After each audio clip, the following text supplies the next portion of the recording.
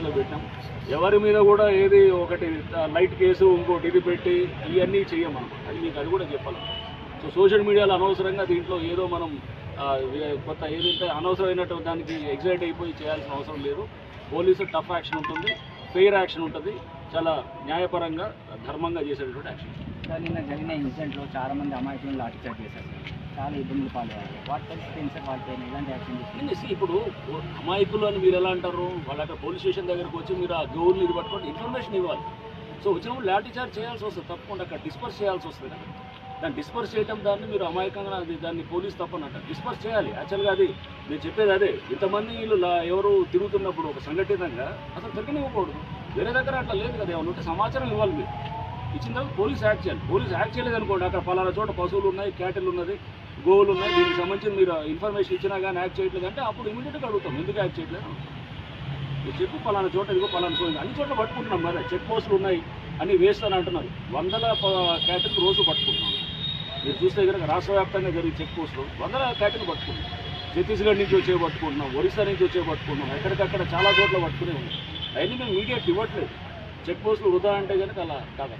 రోజు 100 పట్టుకుంటున్నాం. పట్టుకొని వాటిలన్నింటినీ కూడా తీసుకొని వాళ్ళ మీద కేసులు పెడుతున్నాం, బళ్ళు సీజ్ చేస్తున్నాం, క్యాటిల్ని కూడా అది గోశాలకు పంపిస్తున్నాం, అన్నీ జరుగుతున్నాయి. సో ఇది మనం మీకు తెలిసింది ఏమి లేదా ఇట్లా అసలు ఏం వదిలేస్తున్నారంటే కాదు, అది కాదు. ఓకే, ఈరోజు ఫెస్టివల్ అయినా రేపు ముస్లిం బక్రీద్ అయినా కానీ వాళ్ళందరూ సామాన్యులండి. వాళ్ళకెందుకు పోలీసు అడ్డంకులు పెడతారు? వాళ్ళకి మంచిగా చేసేదానికి కావాల్సినటువంటి బందోబస్తు అది ఇచ్చి మంచిగా చేసేటట్టు చేస్తారు. ఇప్పటి వరకు 110 ఆవులను వాళ్ళు అంటే గమనించారు, గుర్తించారు సార్. ఆ 110 క్షేమంగా ఉన్నట్టేనా?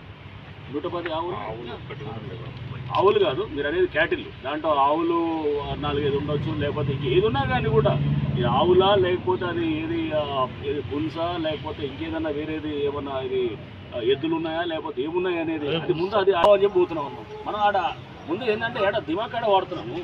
అంత గుంపు పోయి చేస్తున్నారు. అన్ని ఆవులే అనమాట. ఆడ ఏది దొరికిన ఆవులే. అంటే ముందు అసలు చెక్ చేసుకునే మెకానిజం ఏడ నువ్వు పట్టుకున్న తర్వాత దాన్ని మనం పరిశీలించడం ఎక్కడ చేస్తున్నాము. అవన్నీ లేకుండా నువ్వు ఒకటి చెప్పగానే అందరు దాంతో పోతే కనుక విచక్షణ జ్ఞానం ఏమవుతుంది? అది 110కి 110 కౌంటింగ్ అయితే ఉన్నాయా సార్? అదే కానీ ఏదైనా కానీ అరే 110 కాదు, రేపు ఇంకో 100 యాడ్ అవుతాయండి. ఇక 110లో 5 తగ్గినాయి అంటే కనుక అది కాదు కదా. 110 కాదు ఇంకో 100 దొరికితే పట్టుకుంటారు. ఆ 100లో 5 తగ్గినాయి అని అంటే కనుక ఇంకో 100 యాడ్ అయితే ఏం చేస్తారు దానికి? మీరు దానికి ఏమంటాం? పట్టుకుంటాం ఇంకా దొరికితే.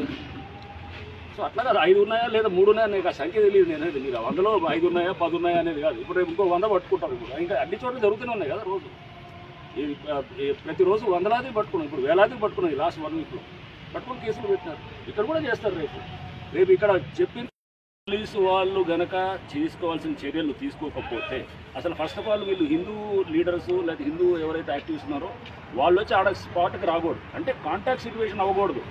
వీళ్ళు వాళ్ళు దగ్గరికి వస్తే కనుక వీళ్ళు కొట్లాడుకునే పరిస్థితి వస్తుంది. సో వచ్చినప్పుడు అది రాకూడదు. రైట్, అసలు ఫస్ట్ అక్కడ వాళ్ళు చెప్పకూడదు. వాళ్ళు చెప్పినప్పుడు పోలీసు కనుక యాక్షన్ తీసుకోకుండా పోలీసు రెస్పాండ్ కాకపోతే కనుక వాళ్ళు అప్పుడు పోలీసులు కూడా బాధ్యత చేస్తాం. నాకు ఎవరో విశ్వ హిందూ పరిషత్ నుంచి ఆయన ప్రచారక ఎవరో రాష్ట్ర ఆయన ఎవరో మెసేజ్ పెట్టారు, అధ్యక్షుడు ఎవరో, నేను నిన్న నైట్ నుంచి ట్రై చేస్తున్నామని చెప్పి అన్నారు. నాకు ఒక మెసేజ్ పెడితే ఇలా మెసేజ్ పెట్టారు. ఇమీడియట్గా నేను కాల్ చేస్తే ఆయన ప్రెస్ మీట్లో ఉన్నారన్నారు, నాకు చేస్తాను. సో మీరు నాకు చాలా కాల్స్ వస్తుంటాయి. ఇప్పుడు మీతో మాట్లాడుతున్నాం, సైలెంట్లో పెట్టాం, కాల్స్ వస్తాయి. వచ్చినప్పుడు ఆన్సర్ చేయము. ఎవడనేది ఇది మనకు తెలియదు కదా. తెలియనప్పుడు అన్ఐడెంటిఫైడ్ కాల్స్ అది చేయము. ఒక చిన్న మెసేజ్ పెట్టి సార్ నేను సో అని చెప్పండి ఇమీడియట్ మేమే కాల్ చేస్తాం. జరిగేది ఇది చేస్తుంటాం. ఎందుకంటే సీనియర్ లెవెల్లో ఉన్నప్పుడు మీటింగ్స్ అటెండ్ అవుతుంటాము. కాల్స్ చాలా వస్తున్నప్పుడు అవన్నీ తీసుకుంటే కాబట్టి నేను ఫోన్ ఆపరేటర్ ఉద్యోగం చేయాలన్నమాట. ఏరియా మా అసలు ఉద్యోగం పక్కన ఉంది. సో అందుకోసం ఇవన్నీ ఉంటాయన్న. సో మేము ఫెయిర్గా చేస్తున్నాము. ఫెయిర్ పోలీసింగ్ ఇవ్వడానికి చేస్తున్నప్పుడు దయచేసి ఇటువంటి వాటిని ఏం లేదు. అండ్ ఇక్కడ అందుకని చెప్పింది ఓవర్ యాక్షన్ వైపు నుంచి వాళ్ళు ఓవర్ రియాక్ట్ అయ్యారు. కొంతమంది స్టోన్ పెల్టింగ్ చేసినారు, కొంతమంది వాళ్ళు స్టాబింగ్ చేసినటువంటి ఉన్నది ముస్లిమ్స్ వైపు నుంచి వాళ్ళని కూడా బుక్ చేస్తాం.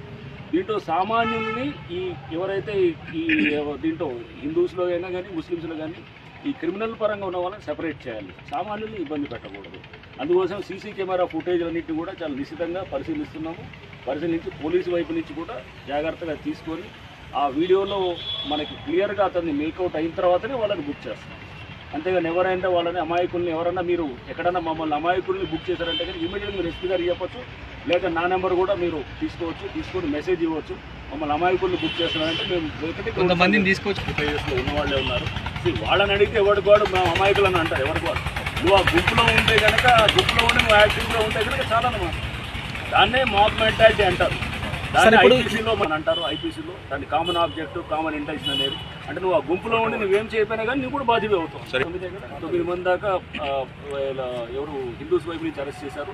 ముస్లిమ్స్ వైపు కూడా ఉన్నారు. వాళ్ళు కూడా ఇప్పుడు రిమాండ్ అవుతున్నారు. ఐడెంటిఫై చేశాం. ఇక్కడ 22 దాకా వీళ్ళని ఐడెంటిఫై చేశాం. 23 దాకా హిందూస్ వైపు, 22 దాకా వీళ్ళని ఇప్పటిదాకా ఐడెంటిఫై చేశాం. బట్ ఇంకా రావచ్చు. ఇంకా మనకి వెళ్ళే కొద్దీ దీంట్లో వచ్చే వీడియోస్ ఆధారాలతో మనం చేస్తాం. కేసులు ఏమైనా ఫైల్ అయింది సార్? కేసులు ఫైల్ అయ్యాయి. 3 కేసులు ఫైల్. ఎవరిని ఎలా బుక్ చేయాలో అలా బుక్ చేస్తాం డెఫినెట్. అండ్ దీనివల్ల నష్టం ఎవరికి జరిగింది? అందరికీ ఎవరికి పాపం అమాయకులైన వాళ్ళు నష్టపోతారు. కేసుల్లో పోతే వాళ్ళు కొంతమంది ఉంటారు. షాపులు పోగొట్టుకునే వాళ్ళు ఉండొచ్చు. కొంతమంది ఎవడన్నా అమాయకులు తెలియని వాళ్ళు ఎవరన్నా వాళ్ళు ఇంజూర్ అయిన వాళ్ళు ఉండొచ్చు. దీంట్లో నష్టపోతుంది అమాయకులు అనమాట. కొంతమంది స్వార్థం కోసం ఇదంతా కూడా జరగడానికి అవకాశం ఇవ్వము.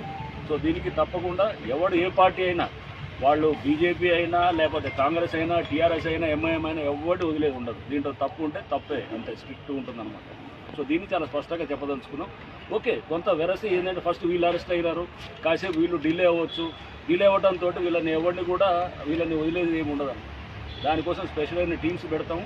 వాళ్ళ కోసం ఎంగేజ్ చేసి పట్టుకొని వచ్చే కార్యక్రమం. సో అంటే మీకు ఒకటి చెప్పదలుచుకుంది ఏంటంటే ఎక్కడ ఏదో నటించేటటువంటిది లేకపోతే డ్రామా చేసే పద్ధతి ఏమి ఉండదండి. స్పష్టంగా దాన్ని ఎఫెక్టివ్గా దీనికి బాధ్యులైన వాళ్ళని బుక్ చేసే కార్యక్రమం జరుగుతుంది. అది మీకు స్పష్టంగా చెప్పదలుచుకున్నాం. అండ్ ఇక్కడ రేపు బక్రీద్ ఉన్నది. అండ్ అట్లానే ఇక్కడ అందరూ కూడా ఎవరు ముస్లిం సోదరులంతా కూడా వీళ్ళందరూ ఎవరు సంబంధం లేని వాళ్ళు, వీళ్ళందరూ కూడా ప్రశాంతత కోరుకునేవాళ్ళు. అట్లానే ఇక్కడ మన సాయంత్రం గుడి దగ్గర ఇక్కడ ఉన్నది అదేది పోచమ్మ కూడా వాళ్ళు హిందువులు, వాళ్ళు మామూలు సామాన్య ప్రశాంతత కోరుకునేవాళ్ళు. వీళ్ళందరూ ఎవరు వీళ్ళు సామాన్యులందరూ కూడా వీళ్ళు మత సామరస్యం కావాలనుకుంటారు. వీళ్ళంతా ప్రశాంతంగా ఉండాలని కోరుకుంటారు. కొంతమంది ఆడే ఈ నాటకాల్లో ఇదందరూ కూడా దయచేసి మీ అందరూ ఇది గుర్తించాలి. వాళ్ళు ఎవరైనా హిందూస్ అయినా ముస్లిమ్స్ అయినా అందరినీ వాళ్ళ సంగతి చూసి ఖచ్చితంగా బుక్ చేస్తారు. అది మీకు చెప్పాలనుకున్నాను. ఓకే.